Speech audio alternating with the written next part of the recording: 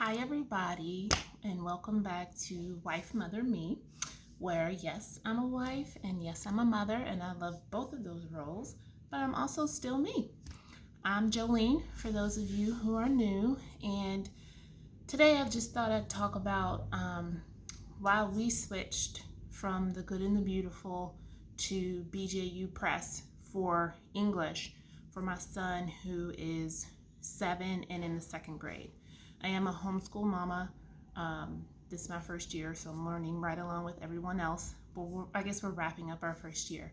And I have our son who is 7 in the second grade, and our daughter Josie who is 4 and in kindergarten, if you want to put a grade on it. I didn't want to really starting to do any kind of like real work, but that's not a good way to put it. All kids do real work, but I guess formal curriculum, but she saw her big brother doing it, so therefore she wanted to do it. And then we have baby girl Sloan, who's 1, almost 2, and she's working on her letters, numbers, and shapes, and she really likes that. But anyway, back to the point. So I did a lot of research before getting started with homeschool, and I really like the Good and Beautiful curriculum. Let me just say that from the onset. I do like it. I like the thoughts behind it, how it incorporates more than one subject with the art and the geography. But it turned out not to be a good fit for our son. And each child is different. So we had the level 2 course book, and I may have, let me just say this, I may have gotten a level 2 high for him, because even in my research, I missed the point that a lot of people said that level 1, it's not grade specific, right? So he could have only been ready for the level 1 at the time. So, and I also think, yes, this is the second edition. So a lot of this stuff that I have to say today is based on the second edition. I've heard that they have made some improvements and changes with the third edition. So, but this is all I have to compare it to. And we also did use the reader. My son is a very black and white person. He is a perfectionist.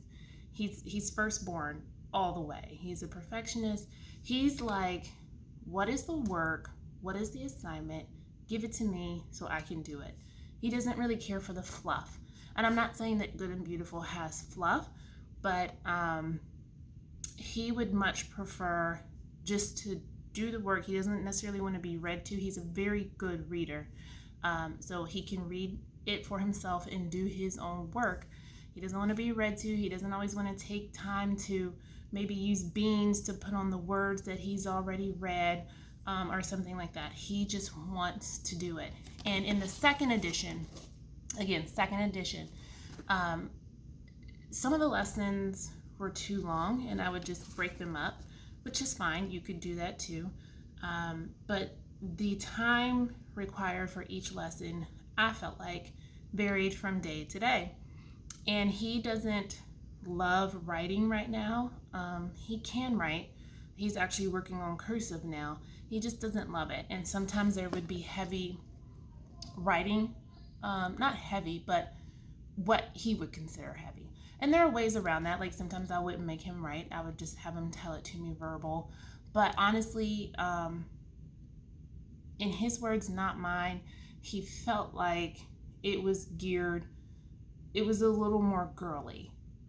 His words, he's 7, girly. What does that even mean? So after Thanksgiving, we made the switch over to BJU Press English 2. So this is by grade. And he really likes that because it's a worksheet front and back, and that's it. There is a teaching portion to it. So he and I will sit down at the computer, as I don't always print out off the CD, off in the teacher's manual. I don't print out the lesson. A lot of times we'll just look at it on the computer to save paper, honestly. And he thinks it's like a big treat. Oh, I'm getting screen time during school, So we'll do that, and he'll go sit down and do his lesson front and back, and then he's done. and they rarely have to write a lot of sentences or paragraphs or things. Now they do have writing chapters because they alternate between a grammar chapter and then a writing chapter. So he's like written poems, learns how to address an envelope, writing a friendly letter, things like that. And further into it, he'll be kind of like doing a mini research paper, which I think is so cool for second grade.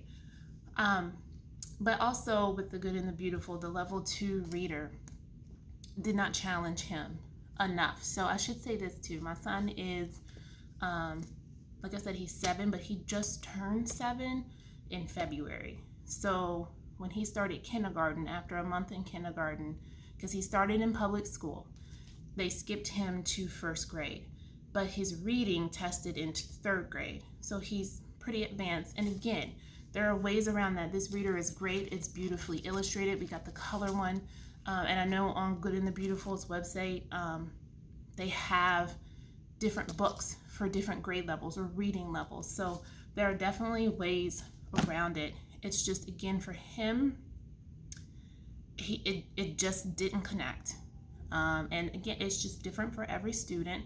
And this is our 1st year, so I am trying to learn my children as students. And so we switched to something that worked better. And we really have liked BJU Press, but my son will tell you overall that, that his least favorite subject is English. For whatever reason, he loves math, he loves science, all that kind of stuff, but he just doesn't like English. So I feel like maybe no matter what we chose, it wouldn't have been great. But again, for the Good and the Beautiful 2nd edition, language 2, it did not work for us. And it's just because my son wanted something a little more straightforward. He didn't care for the artwork. He felt like it was, again, to use his word, old-timey, whatever that means.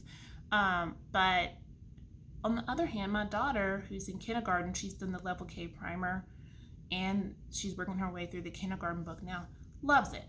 She absolutely loves the Good and the Beautiful. So we may or may not continue with that in the future. We'll just have to see. But for right now, with my son and where he's at, the BJU English just worked better for us and the type of student he is. But I'm hanging on to the language 2 book. We did, as you can see, we worked we didn't even get halfway, but we got to lesson 28. We got to lesson 28 before we made the switch. And he would do his lesson. You know, he had to do his work, but it was just a little more of a struggle. And I think he is intellectually advanced, so he likes to do things on his own. He likes to do work independently, oftentimes to his detriment, but that's a different topic for a different day. But I like to give him the freedom as much as I can, and BJU allows that freedom a little more. So like now we're in pronouns. So when the next time we do this book, it'll just be this front page and this back page. So you can see there's not as much writing or dictation, things like that. I mean, we do spelling and reading separately. He chooses what he wants to read, sort of. I still have a very heavy impact on that. But yeah, so it didn't work for us, unfortunately, with my son. I may try to circle back to it again in the future, like I said, but for now, BJU Press is what's working. And actually, with him moving into 3rd grade, we're going to continue with BJU Press. So let me know in the comments below how the Good and the Beautiful is working for you, or maybe if you're a BJU Press person or somebody or a different company or curriculum that you like. Let's just comment and share. Thanks. Bye.